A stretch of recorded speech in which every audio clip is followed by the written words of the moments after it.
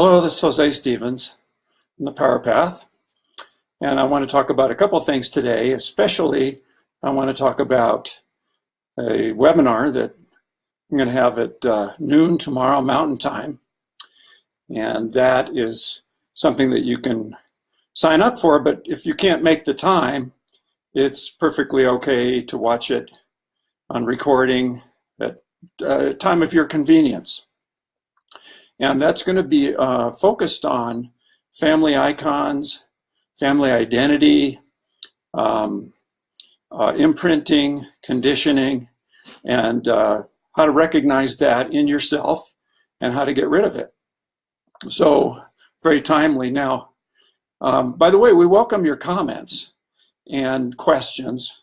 So if you feel free to leave a comment or add a question, and maybe I'll be able to answer that while we're talking here. The times are very turbulent, as you probably know, and what with fires in various parts of the world, especially in the American West, hurricanes, floods, earthquakes. Well, it seems like somebody said to me the other day, it seems like the four horsemen of the apocalypse have been let loose. It's not exactly like that, but these are related to the eclipses that we've had. And the times are still very unsettled, and they will continue to be so. One of the advantages, though, of having turbulent times and the unsettled quality to it is that it tends to shake up the bottom of the barrel. And it brings up old, unfinished business from your past, from your deep in your subconscious, old patterns, old habits, old ways of thinking about yourself from childhood, those kinds of things. And you have an opportunity then to examine those things, take a look and see whether they still serve you, and if need be, to release them and get rid of them. So it's a wonderful opportunity right now to do some clearing and do some highly constructive work, with the final outcome being more freedom to be. And so that's what this webinar is going to be focused on, is taking advantage of these times and helping to free up some of that. So let's just talk a little bit about that, to give you a notion of what this is about. Now, when we're children, we need an identity. It's necessary. So the first 7 years of our lives are what's called primary imprinting, and we get primary imprinting mainly from our parents, grandparents, or the people that live with us. And that includes our siblings. And they're the ones that imprint us. They're the ones that let us know who we are. So that by the time a child is 7 years old, they know that they're an Italian or a Japanese person, or they know they're American. They know what that means. They know they're a boy and what that means, or they're a girl and what that means. They know they come from a family that's maybe wealthy, or they've come from a poor family. They know a great many things about themselves based on these sort of externals. And that gives them a sense of like, well, who I am in this world compared with other people, and what I'm capable of doing, and many things like that. And we all start that way. And sometimes our identities are very clear. Sometimes they're a little confusing for us because of special circumstances. And that's okay. And then we enter secondary imprinting that goes from 7 years old to 14 years old. And then our parents take a back seat, and we often start to get our primary imprinting from the kids at school and from our teachers and from coaches and that sort of thing. And then finally, there's a period of tertiary imprinting, which goes from around 14 to 21 years old. And then we're imprinted by society at large. And our parents are distant. They're sort of in the back of the bus. They're yelling things at us. They're trying to give us advice. They're trying to tell us what they would like us to do, and we're not listening. So those are the three special primary times of conditioning. And during those periods of time, we learn what our family is. Now, families are very powerful. They give us definitions. They They tell us who we are by having what's called an icon, a brand. Families have brands. So the Robinson family, for example, might have the brand that says, we're hardworking, God-fearing people, and we're upstanding citizens. Another family, the Sanchez family, might say, well, we're wealthy people. We really are better than other people. We don't have to work, and that's our identity. And another family may have a totally different definition of itself. And that definition that the family has of itself is imprinted on all the children. And so that's one of your very first definitions, is finding out how your family sees itself. And then you get to see whether you're fitting into that family or not. Some of us fit in very well, and some of us don't fit in at all. And that, of course, sets the stage for how we feel about ourselves. So I want you to just take a moment right now and reflect on your family of origin. And I realize that not all families are nuclear families with a very simple, setup. Sometimes there's divorces, sometimes there's other families in the mix and all of that. So that can complicate things.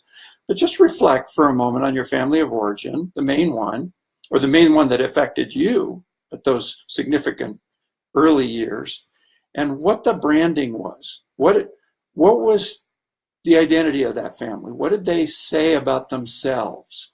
We are the X family, and we X, Y, and Z. See if you can come up with a kind of a quick and simple set of phrases, maybe, or a phrase that captures it. I'll give just a moment to reflect on that.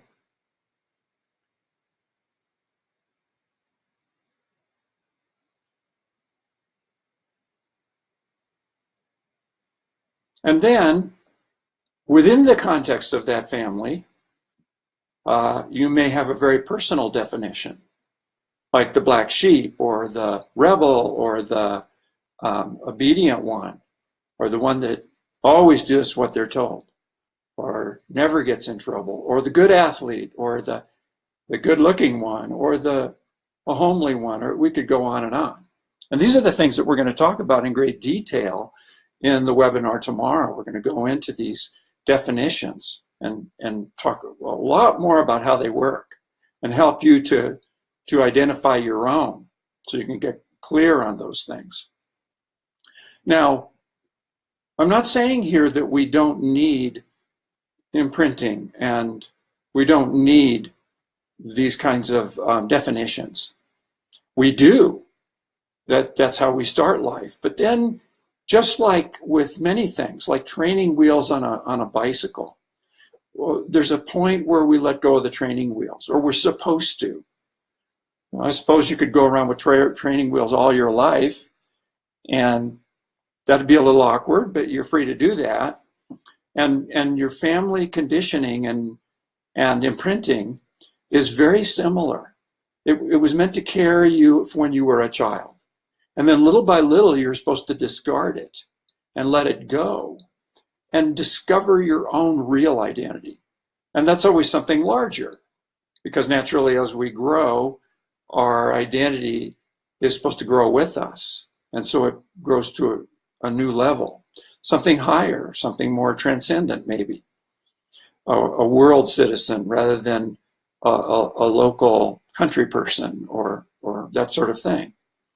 And so it's not that definitions are bad, because they give us a start in life. It's just that they're not supposed to hang around like they do. And the problem is that our culture and our societies and our families want us to maintain these identities forever, to be good citizens, to be good members of the culture, to be good family members. And so there's tremendous pressure to keep these identifications way longer than they're supposed to be kept. So, for example, religion wants us to be religious. But we're supposed to transcend religion at some point. It's okay to start out in a religion because it might tell you something about your beliefs and something about the higher aspects of life.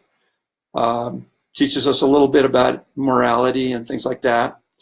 But in the best of all worlds, religion is supposed to give way to spirituality, to true spirituality. That's something much more mature. And so, but religions don't want that to happen, actually. They actually don't want you to grow up.